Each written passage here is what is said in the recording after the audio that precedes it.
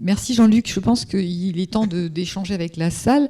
On n'a pas beaucoup été sur la question du modèle urbain, sur par exemple comment le logement pourrait évoluer. Ça peut quand même intéresser les architectes, les promoteurs, parce que le logement qui devient un lieu de travail, c'est pas tout à fait la même chose. Antoine Aumont a beaucoup écrit là-dessus. C'est un terminal informatique. Chaque chambre, comment on vit séparé, comment on vit ensemble, et aussi comment la ville peut évoluer, comment l'espace public change avec ces évolutions du travail.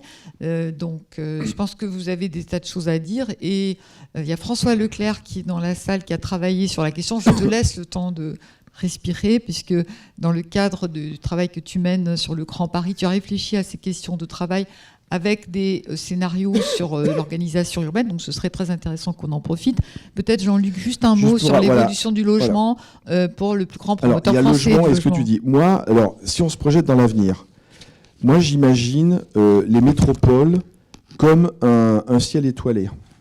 Je pense que tous ces lieux, c'est beau, hein ? Je te vois en train de...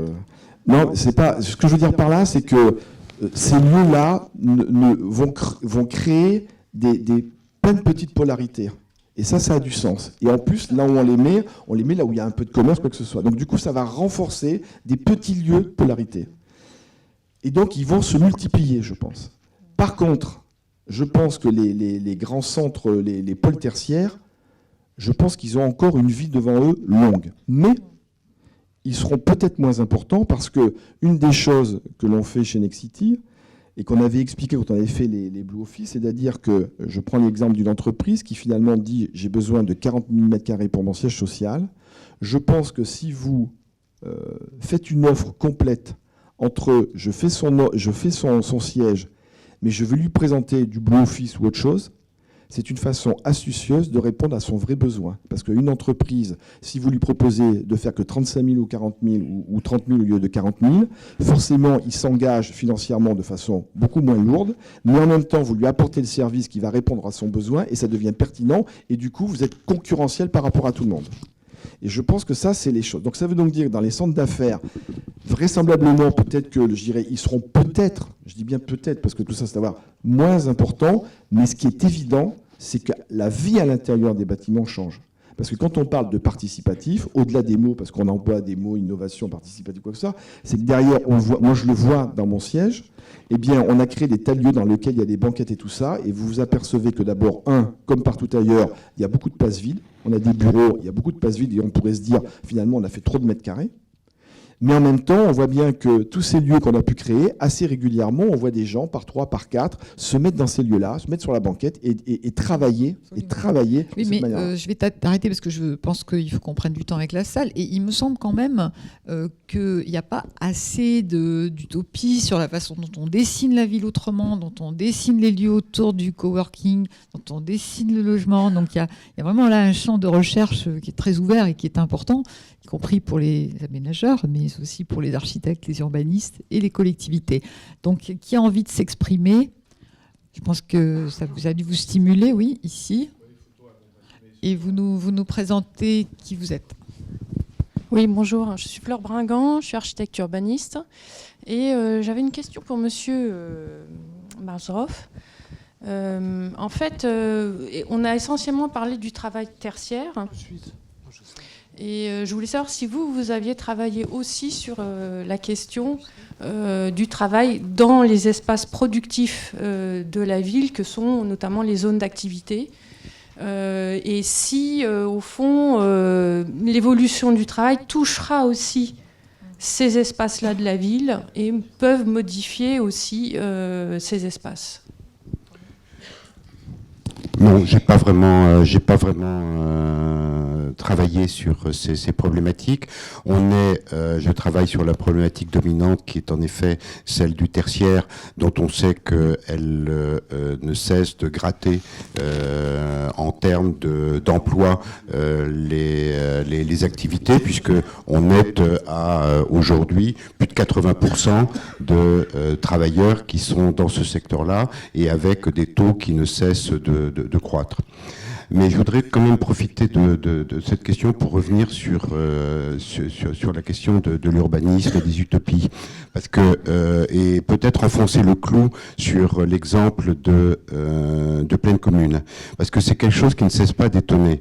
Donc on a inventé la défense, mais c'était il y a quand même quelques décennies. Et c'est assez étonnant. Pardon ?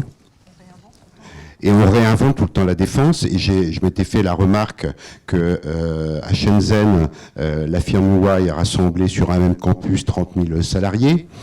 Et en fait, on voit qu'en Californie, Googleplex a demandé à la municipalité de Mountain View d'accroître encore son territoire de son Googleplex, que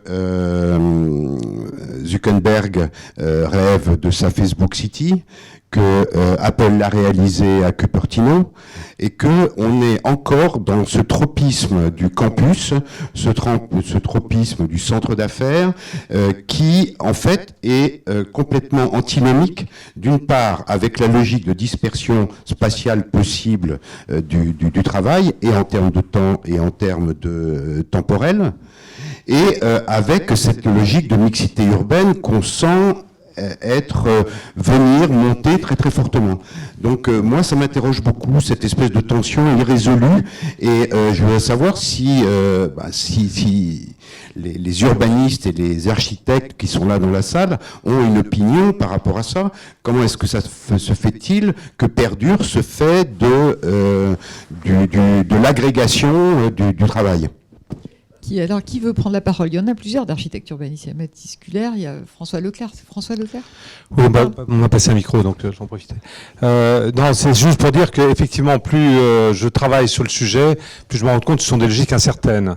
C'est-à-dire que la logique du campus, elle est, elle est cyclique.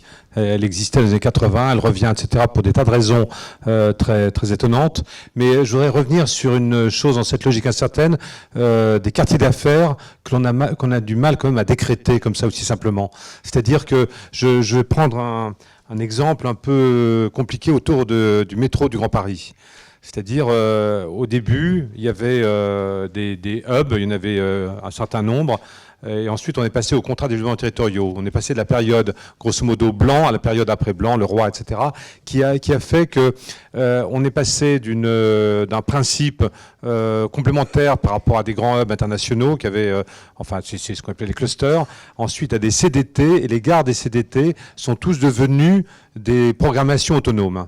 Chacun imaginait, là c'est une question de gouvernance, c'est-à-dire que chacun imaginait autour de sa gare pouvoir inventer un quartier d'affaires. Et on est passé donc de 40 gares à 72 gares.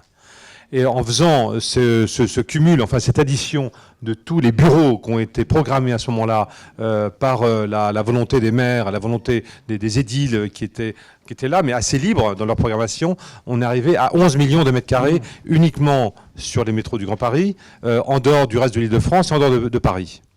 Ce qui veut dire que quand on compare aux 550 000, 55 millions de mètres carrés, je crois, je me tourne vers toi, 55 millions de mètres carrés et les 500 000 ou 600 000 construits par an, on arrive à des choses un peu bizarres, sachant que la masse globale de bureaux, et sans doute que vous en avez parlé, elle a tendance à descendre pour des raisons de télétravail, de coworking, d'éloignement de plus en plus fréquent des salariés, etc.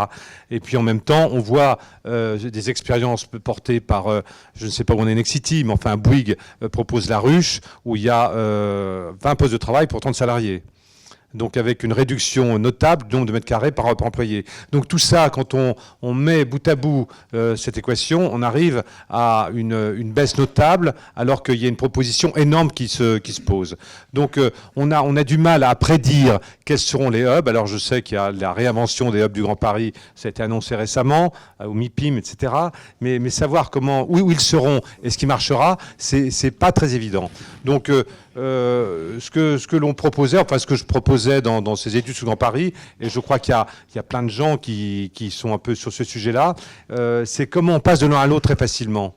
C'est-à-dire, quand on pose un permis de construire pour du bureau, on doit faire en même temps la transformation en logement.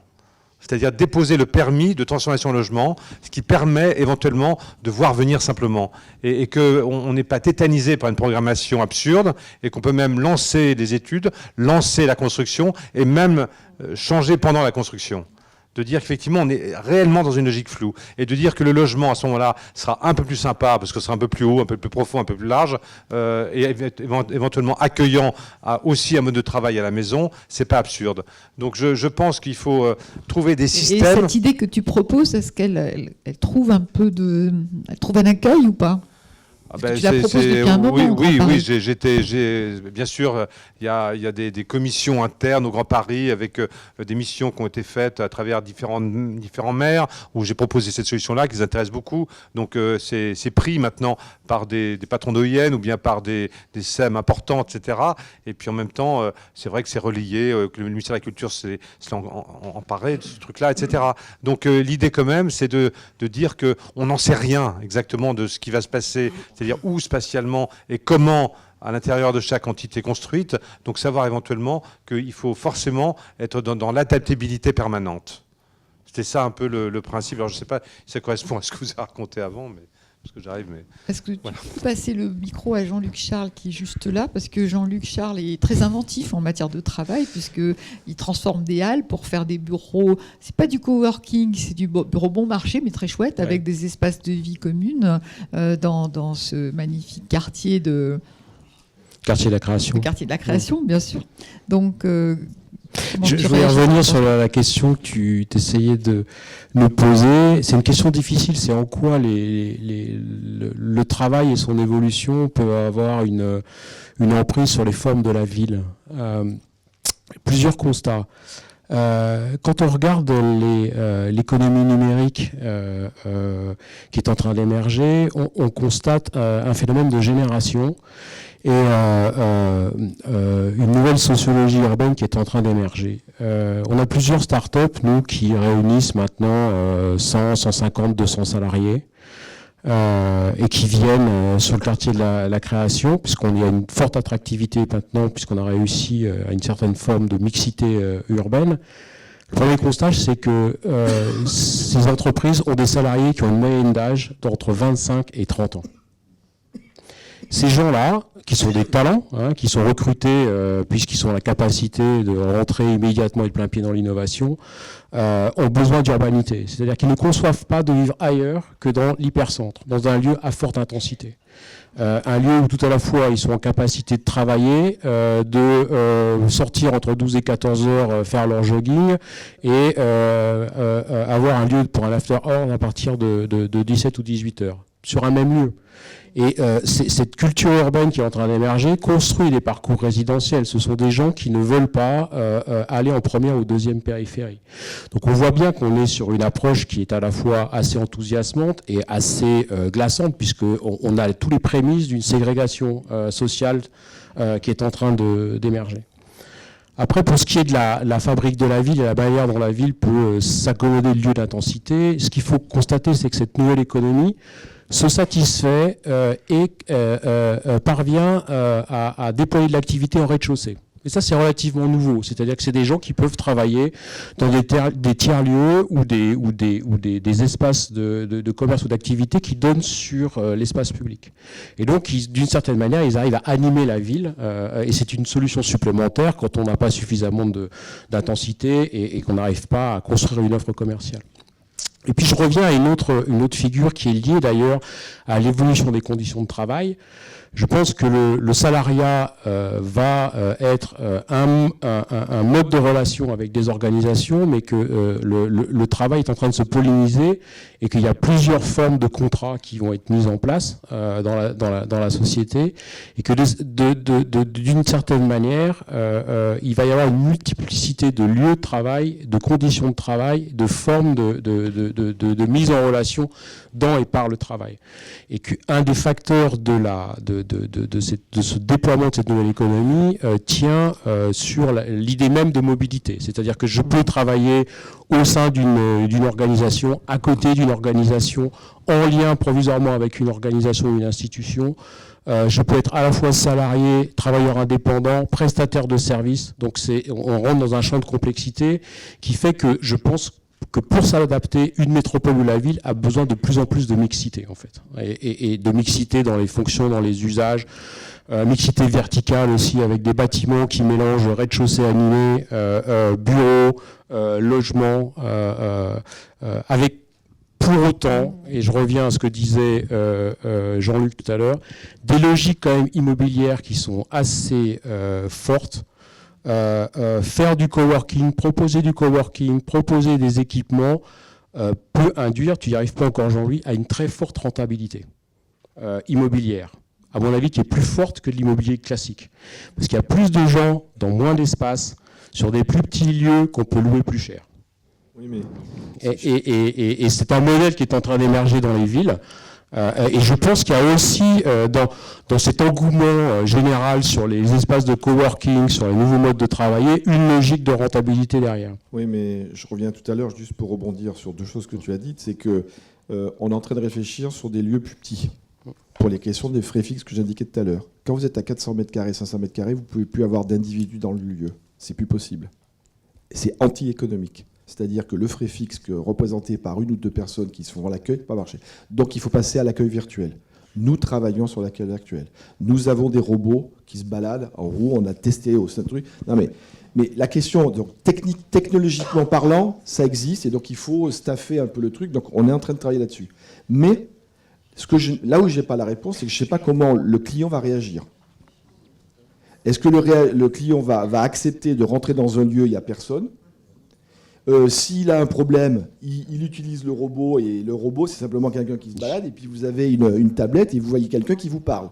Est-ce que ça va marcher ? Peut-être, je ne sais pas. Ouais, on ne va pas rentrer dans une discussion de spécialistes. Sur le quartier de la création, je ne vends que des plateaux de 400 mètres carrés. Non, mais tu comprends ce que je veux dire ? C'est le standard. Oui, mais le standard 400 mètres carrés, c'est pas du tout rentable. Ah bah, j'arrive à les vendre à la découpe pour les investisseurs. Non, mais tu les vends à des investisseurs. Mais... Ou à la découpe. Mais donc tu n'es pas dans du coworking, tu n'es pas dans du service. Dans un je suis sur un modèle spontané, c'est-à-dire dans un modèle immobilier. Je suis dans un modèle, non, c'est un modèle spontané. C'est une PME qui prend un plateau. Le plateau fait 400 mètres carrés. Elle a besoin de 300 mètres carrés. Les 100 mètres carrés restants, elle les loue en coworking. C'est un modèle économique émergent, spontané et géré. Donc elle les loue, c'est dans un modèle immobilier.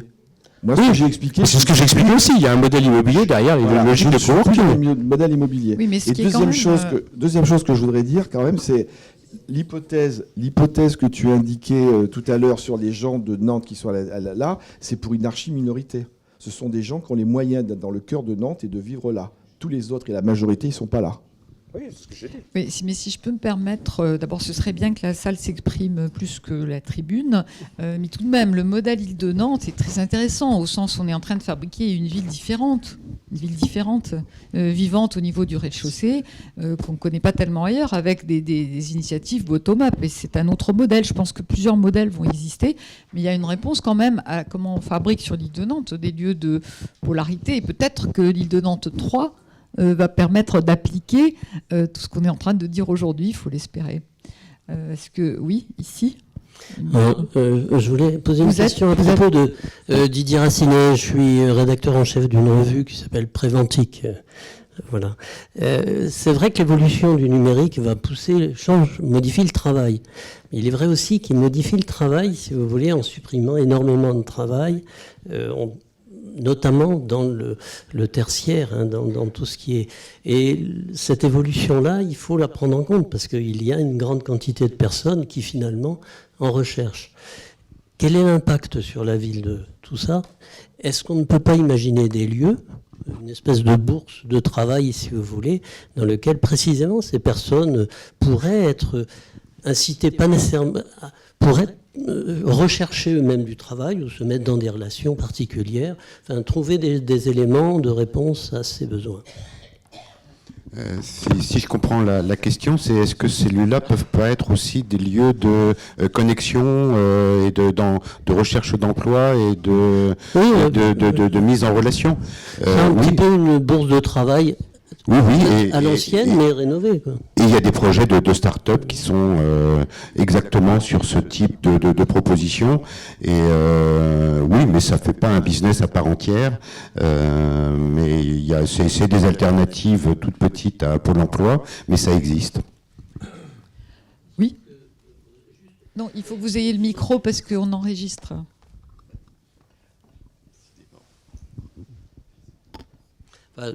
Peut-être les modèles, si vous voulez, alternatifs à des solutions comme ça, il y en a sans doute un certain nombre. Vous voyez, il peut arriver que des gens aient besoin localement, non pas d'un espace très bien installé, avec beaucoup de services, mais simplement de pouvoir trouver un lieu de travail facilement. Or, il se trouve qu'il y a des PME qui ont de l'espace, ou même des gens qui ont des surfaces. Et on pourrait imaginer aussi un modèle, si vous voulez, à la Uber, où quelqu'un pourrait louer de façon relativement... Ça a été évoqué tout à l'heure. Ouais, il y a une start-up qui s'appelle Bureau à partager, qui industrialise cette démarche de que les espaces résiduels sont mis sur le marché. Et donc, en effet, on est dans une optimisation de ces espaces. Ça existe. Micro. Oui, il y a déjà un Airbnb du bureau qui fonctionne en France. En tout cas, pour l'instant, il y en a déjà. Et dans plusieurs villes, pas seulement à Paris. Y a-t-il d'autres... Oui, ici. Peut-être que ce serait bien quand même que Mathis Guller s'exprime, parce que d'abord, il n'est pas français, même s'il travaille en France, et il est suisse et il travaille à Rotterdam. Donc ce serait intéressant qu'on ait un peu un regard sur ce qui se passe ailleurs. Mais pour l'instant, monsieur d'abord, non, vous avez le micro, allez-y, vous êtes Je suis Marc Lager, responsable au commissariat général à l'égalité des territoires, de ce qui relève du développement numérique de la société. Je travaille avec Anne, ma voisine. Nous avons essayé de considérer un petit peu les échecs dont vous parliez tout à l'heure, monsieur Barzlov, sur le télétravail. Et on est reparti sur l'année dernière sur une étude qui a permis de valoriser les gains qui pouvaient exister pour les salariés, les employeurs, les territoires. Alors, sur un certain nombre de variables qui portent sur la productivité des entreprises, sur évidemment l'empreinte carbone, le désengorgement des centres-villes. Ça, on a calculé qu'on pouvait retirer 17 000 voitures de l'agglomération de Lyon le vendredi après-midi avec des hypothèses assez prudentes. Aujourd'hui, le gouvernement nous demande de mettre en œuvre un plan national de déploiement du télétravail. Alors, on va mettre en place un certain nombre d'opérations. On a relancé une étude sur l'existence et la possibilité de développer des partenariats publics-privés autour non seulement des tiers-lieux, des télécentres, mais aussi des outils qui permettraient notamment de simuler pour chaque décideur les avantages du télétravail. Bref, un certain nombre d'éléments qui vont nous amener à travailler sur les périphéries des espaces métropolitains hors région parisienne où les choses avancent assez bien. On a déjà commencé à travailler avec Toulouse, Lyon et Strasbourg. Évidemment, un certain nombre de régions, notamment les Pays de la Loire, mais aussi la Normandie, montrent de la pétence sur ces sujets. Un certain nombre de rencontres sont organisées. Le Tour de France du télétravail rassemble un certain nombre d'acteurs, nous les soutenons. Voilà, c'est une dynamique qui probablement nous conduira à vous interpeller un peu plus précisément, mais je voudrais poser une seule question. En même temps, on voit arriver quelque chose de très revitalisant pour les territoires, ce sont les Fab Labs. On est dans le domaine du test, de la production des tiers-lieux. Pensez-vous qu'il y a une articulation intéressante entre ces espaces de coworking et la possibilité d'avoir un autre public qui va venir faire du prototypage, de la petite série, inventer. Voilà, on n'a pas les mêmes interlocuteurs, mais est-ce qu'à votre avis, du point de vue de le changement de la ville, on a un phénomène intéressant et des articulations à rechercher? Juste avant que tu répondes, à Lille, il y a une multiplication de lieux de coworking et de Fab Lab qui est extraordinaire dans le centre, et la ville mène une politique très dynamique en la matière, j'imagine que vous connaissez. Oui, bien c'est entendu. un des lieux les plus intéressants que je connais. On peut même s'inquiéter pour le modèle économique de chacun d'entre eux, parce que voilà, la question de la concurrence c'est un peu existe. subventionné, mais il y a des raisons peut-être à Lille. Je pense que ça rejoint une conclusion qui est en train de se dégager de cette séance, c'est qu'on est sur une très forte hétérogénéité à la fois de l'offre et de la demande, et des choses qui n'ont strictement rien à voir, qui ne sont pas sur des registres identiques, parce qu'on a parlé de registres de proximité, on a parlé de registres de productivité, on est sur des registres aussi d'innovation, et il y a encore d'autres registres que là j'oublie. Vous évoquez les Fab Labs, on pourrait évoquer les Makerspace, on pourrait évoquer aussi tout ce qui est dit sur les accompagnements des pépinières, des accélérateurs, etc. Il y a une hétérogénéité qui est assez extraordinaire, foisonnante. Je pense que c'est cette hétérogénéité qu'il faut regarder.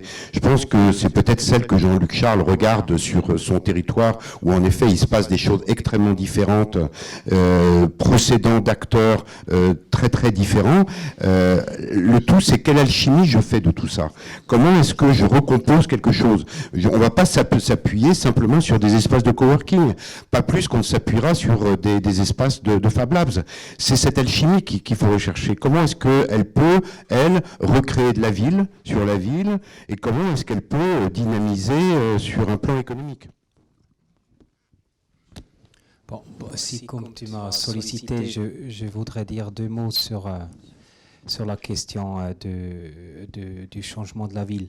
Donc, tout d'abord, est-ce que les clusters vont continuer à exister? Moi, je pense oui, parce que, pas les clusters, mais les concentrations de postes de travail autour des nœuds de transport, ça va continuer à exister, parce que c'est le modèle le plus efficace d'accéder aux postes de travail s'il est concentré autour de nœuds de transport qui permet avec la structuration de réseaux de transport, d'accéder à une diffusion de logements. Dans les logements et les bureaux, les postes de travail s'organisent complètement différents. Le logement, tu peux disperser. Le travail, il faut que tu concentres, sinon tu n'as jamais un impact sur le comportement de mobilité. Donc si tu veux que ça se fasse en transport en commun, il faut que ça reste concentré. L'autre question, le travail, il change. Vous avez évoqué beaucoup le télétravail, le coworking, etc. Mais est-ce que ça a un effet de masse critique? Et je pense que vous avez évoqué qu'il y a une réduction de mètres carrés par poste de travail majeur. Il y a un effet de masse critique, mais pas nécessairement à cause d'un télétravail, mais à cause d'une réorganisation spatiale de la manière dont on travaille dans l'entreprise elle-même. Hein. Ça n'a rien à faire avec est-ce que je travaille à la maison ou non, mais le fait qu'on est parti d'un travail qui était chacun sa chambre avec les 4 murs et séparés, etc., et un stockage pour le papier parce qu'on travaille avec le papier, un mode de travail beaucoup plus dans différents espaces dans la même entreprise, où le service ou l'espace serviciel devient plus important que le fait que tu aies des 4 murs. Ça veut dire que tu peux avoir un poste de travail qui n'est pas fixe dans ton entreprise. Tu as toujours garanti un poste de travail quand tu arrives, mais il y a aussi une cafétéria, il y a des services, il y a des espaces communs dans l'entreprise qui agrandit. Donc ça veut dire que mon poste de travail, il est réduit radicalement, mais des espaces communs s'agrandissent. Et le fait que vous avez, l'exemple que vous avez évoqué aux Pays-Bas, qu'une entreprise telle que Capgemini, quand elle relocalise pour les mêmes nombres d'employés, a besoin seulement 50% des surfaces, c'est pas le télétravail qui est la cause, mais c'est le fait qu'ils s'organisent différemment les espaces à l'intérieur, et que mon poste de travail, c'est peut-être 3 mètres carrés, il était 13 mètres carrés avec ou 10 mètres carrés avec les 4 murs autour, mais il peut être 3 mètres carrés si à côté j'ai des grands espaces partagés où je peux rencontrer mes collègues pour travailler ensemble, etc. Ça veut dire qu'il y a une réorganisation radicale à l'intérieur de l'entreprise qui fait qu'on a besoin beaucoup moins de surface. L'effet sur la ville de ça est majeur. Parce que ça veut dire que notre modèle économique de la fabrication de la ville, où le tertiaire est quand même, dans tous les bilans qu'on monte, toujours le levier avec lequel on peut rentabiliser les opérations, ça change. Parce qu'on a le tertiaire n'est plus le seul levier avec lequel le bilan des opérations d'aménagement vont pouvoir se boucler. Et donc du coup la question que je pose, est-ce que c'est pas là où il y a un effet de masse critique, le fait que dans les réorganisations des entreprises, etc., on va avoir besoin beaucoup moins de surface, avec un niveau de service beaucoup plus fort. Ce qui est aussi intéressant que ce niveau de service, c'est une ouverture vers la ville, parce que ces services peuvent être partagés. On peut avoir des cafétérias qui sont aussi ouverts à d'autres entreprises alentours. Ça veut dire que aussi la relation entre le bâtiment et l'espace public change radicalement. Non seulement les entreprises deviennent plus petites, mais elles s'ouvrent aussi sur l'espace public. Et donc du coup là, on a d'une part un impact sur le modèle économique de la fabrication de la ville et d'autre part un impact sur la relation entre les bâtiments et l'espace public qui peuvent être hyper intéressants. Est-ce que ça, c'est des choses que vous observez ou qui vont pas impacter eux-mêmes beaucoup plus fort que télétravail, etc., notre forme de la ville? Je suis à la fois d'accord sur votre remarque et en même temps, je pense qu'il faut revenir à la source de tout ça. C'est bien aussi parce qu'il y a une transformation des relations au sein de l'entreprise, la fin d'une structuration verticale, fordiste, etc., que l'on peut envisager ce type d'organisation spatiale. Donc, en fait, ça converge de la même manière que le travail nomade, le travail à distance, les réaménagements spatiaux au sein même des bureaux ou des espaces mixtes, tout ça converge dans le même sens. Et c'est cet ensemble qui va créer la masse critique. Et je pense que, par exemple, aux Pays-Bas, c'est ce qui est déjà en train de se passer et qui s'accélère de façon extrêmement importante, à la fois au sein d'entreprises, de grandes entreprises, de grands comptes, et au sein de petites entreprises. Donc là, je pense qu'on est dans le bon sens. J'avais tendance à dire aussi que c'est parce que les contraintes sont très très fortes, et elles sont très fortes aux Pays-Bas, où la rareté de l'espace, où la densité urbaine est très conséquente et pousse forcément à l'innovation. Donc ça va déjà beaucoup plus vite et ça ira encore beaucoup plus vite. Mais en effet, il y a une question de masse critique pour atteindre aussi les logiques économiques et de rentabilité qui vont permettre un développement beaucoup plus massif de solutions industrielles. Avant de passer la parole, je pense qu'on va clore le débat, mais sur la remarque qu'a fait Baptiste Guller, moi j'ai visité hier à Karlsruhe une opération assez extraordinaire, des anciens abattoirs, où ils ont fait du coworking avec des lieux justement accessibles aux voisins, des lieux collectifs, des cafés, des espaces publics, des terrasses, qui créent une polarité, une centralité dans un quartier qui est le lieu de vie. Et donc ça change tout, je veux dire, c'est vraiment autre chose. Et c'est ce qui est en train d'apparaître et je pense que je vais d'abord laisser Jean-Luc dire quelques mots de conclusion, ainsi que donc Bruno. Mais il me paraît qu'on est au début d'une histoire très intéressante. On a réellement besoin d'une forte mobilisation des chercheurs comme Bruno, des grands promoteurs aménageurs comme donc d'une part Jean-Luc, mais aussi ceux qui sont dans la salle et ceux du club, des urbanistes qui doivent dessiner leur projet peut-être un peu autrement.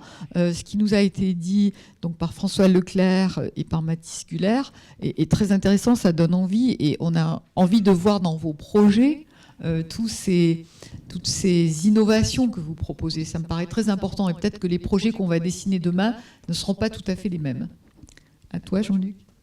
Non, ça me paraît assez évident. Il y a un acteur qu'on pointe pas, mais quand on parle de travail, c'est quand même l'investisseur. Et l'investisseur, il est majeur sur la partie travail, donc à travers le tertiaire, les parties d'activité. Donc là, c'est vraiment quelque chose qui doit être fait, parce que quand on parlait tout à l'heure de la transformation des bureaux en logements, etc., tout ça, c'est quand même assez compliqué dans les modèles économiques actuels. Peut-être que ça changera, et c'est là qu'il faut travailler dans ce sens-là pour voir un peu si c'est possible ou pas.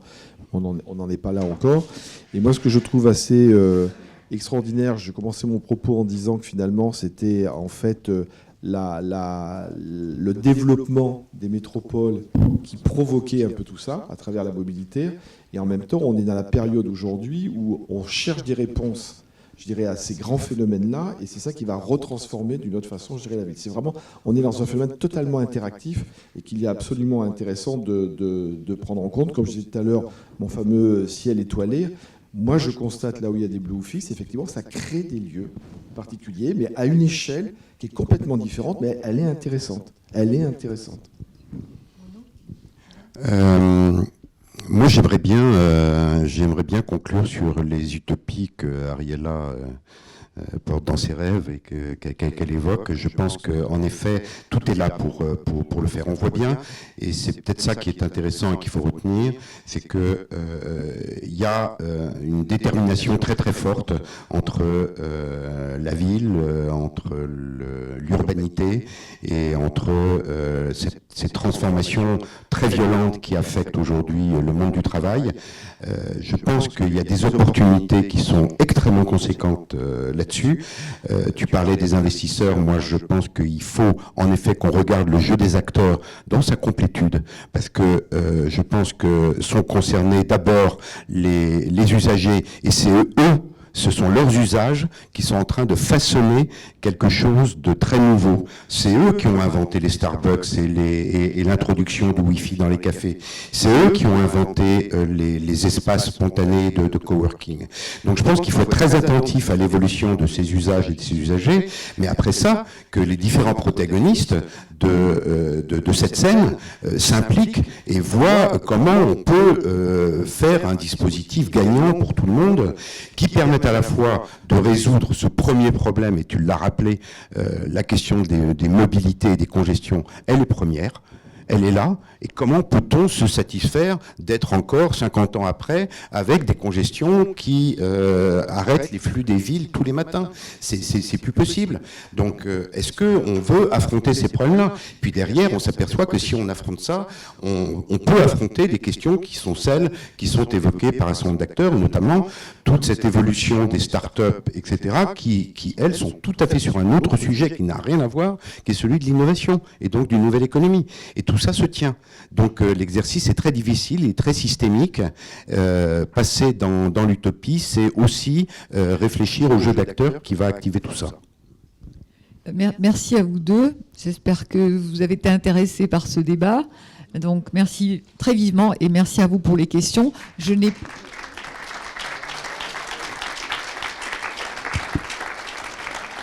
n'ai pas de nouvelles dates à vous indiquer pour les 5 à 7 parce que, à cause du colloque du Club Ville Aménagement, dont je vous rappelle qu'il a lieu les 7 et 8 avril prochains à Strasbourg, nous avons décalé le prochain 5 à 7 à la rentrée sur un sujet encore très ouvert. Merci beaucoup et bonne soirée.